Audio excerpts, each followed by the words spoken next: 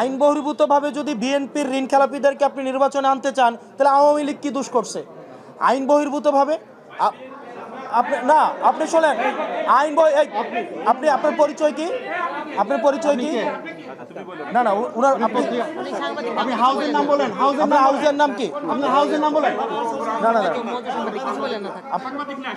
আমি আমার এখানে সম্মানিত উপস্থিত আমাদের সাংবাদিকবৃন্দ যারা আছেন, আপনাদের সাংবাদিকবৃন্দ যারা আছেন, আপনাদের সাথে আমাদের পেশাদারি সম্পর্ক।